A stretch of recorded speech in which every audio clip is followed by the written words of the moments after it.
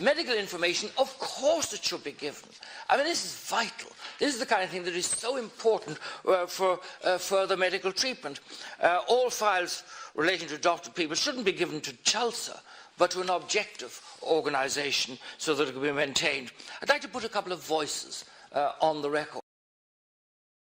Another letter, very moving, but I don't have time to put it all on the record, from the founder of the Irish First Mothers group.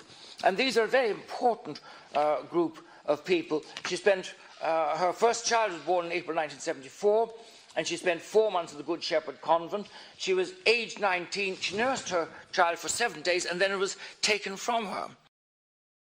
And that is the advice of Dr. O'Mahony, which has already been briefly referred to by Senator Barczyk.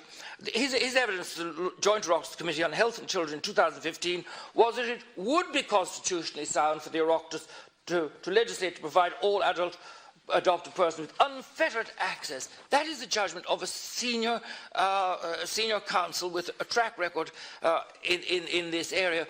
And the reliance on the IOT versus B judgment is only partially effective because they were individuals who had not been formally adopted anyway. So I'd like to ask to compliment the Minister on introducing this legislation. Say I'm grateful that she has indicated she's considering amendments, and I look forward to the passage of a much improved bill. We know there is abuse or neglect. The task that the Commission have in the mother and baby homes is to determine the extent, the depth, the various awful iterations of that abuse or neglect. And we need to be very clear, if we're giving tax breaks to corporations, if we are giving massive private pension tax reliefs, we're making a lot of decisions in relation to the budget. We need to be budgeting on the assumption that the state will be contributing to redress. I believe there can be no amnesty at this point. There can be no amnesty. No amnesty when we come from a period of ongoing obstruction of information and of justice. No amnesty when we are looking at criminal acts, acts which they may have been culturally sanctioned, were nonetheless criminal under our constitution and under our laws, even at the time where they were committed.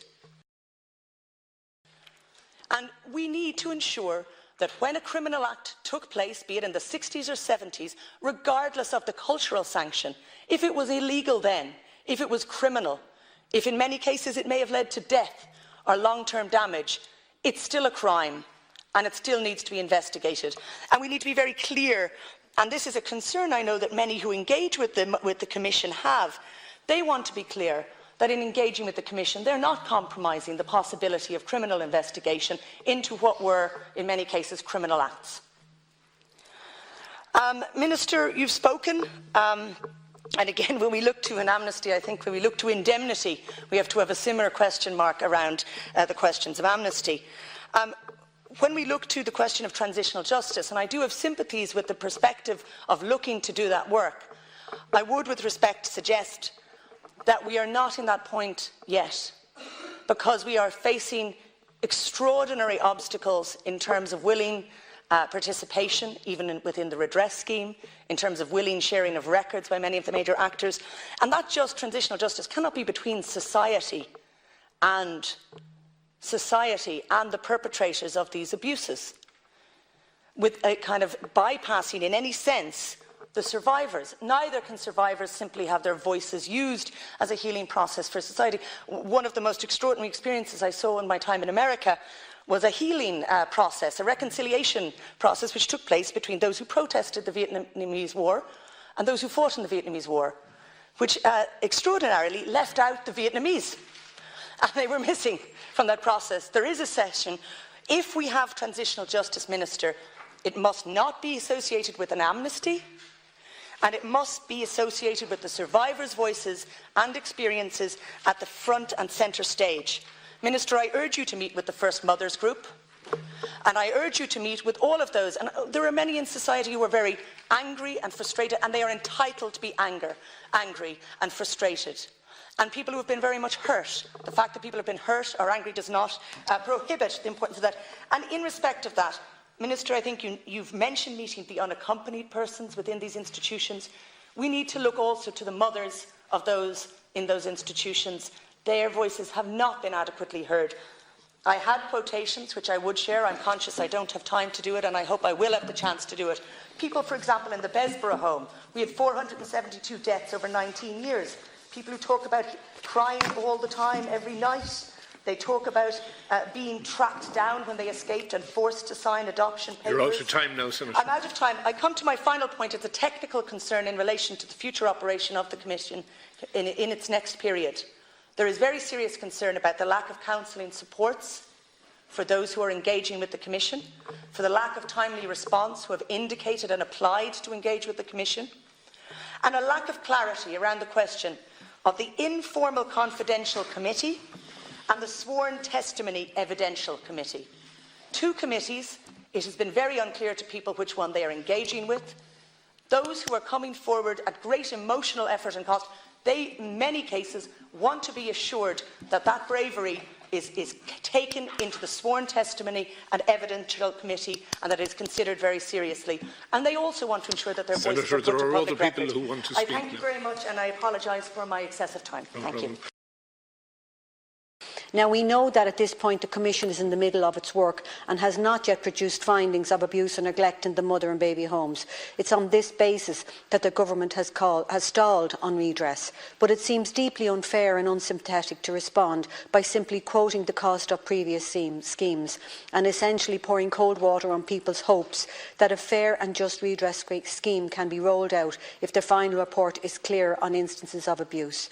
The Minister told Dáil Éireann last month that the Government has not closed off redress as an option, but there's a big difference between quoting the cost of redress and not ruling such a scheme out and offering a compelling, humane commitment that the state will do right by the survivors of these institutions once the final report is published, including a potential redress scheme.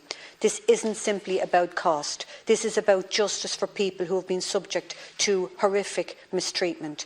Beyond this, I think survivors and former residents groups have been clear in that they want the Government to step up here and to take ownership of what happened, to acknowledge the state's role in these institutions, its failure to provide the proper care for mothers and children, and to formally apologise. We should not underestimate how important such an apology can be for so many people, and I would urge the Government to ensure the state does right by them in this regard. Mothers' testimonies. The organisation First Mothers have set up their own inquiry in order to gather the testimonies of the women who are in the homes. I would like to highlight some of the voices of the women in this chamber who have offered their testimonies during this process. One woman describes her experience of having an episiotomy at the age of 14 without professional medical attention and denied pain relief over a labour that lasted over 3 days. That she physically survived such an experience is incredible. Having run away to London, determined to find a way to keep her child, suffering from post-traumatic stress disorder, she was tracked down and forced to sign adoption papers to give up her child, reflecting on her experiences, including the years where she suffered the weight of shame and judgment and the desire to find her son. She says, "I often think if I had committed murder, I would not have got such a sentence." And these are the testimonies, and this is only one of the testimonies, Minister. So I think it's time now for real serious and dramatic change.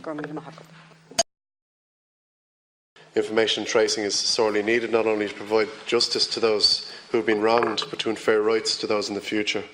However, Sinn Féin believe that the bill before us today falls short and that its implementation will only hinder those seeking information and tracing. While Sinn Féin welcome your commitment to explore amendments, we believe that the Minister should go back to the drawing board and return with a bill that contains unfettered access to birth certificates for adopted persons, automatic access for adopted persons to their adoption files, and a tracing service for those who wish to avail of it. When one thinks about information and tracing with adoption, we can think of families being reunited, lifelong questions being answered for natural parents and their adopted children. In Ireland, the church-state relationship tore families apart as they didn't fit an acceptable model as some would have seen it. And I think we owe natural parents and adopted people who were the fallout of the state's failures greater truth and greater justice. And I think this bill falls short of their wishes, and Sinn Féin therefore believe that the bill is a missed opportunity.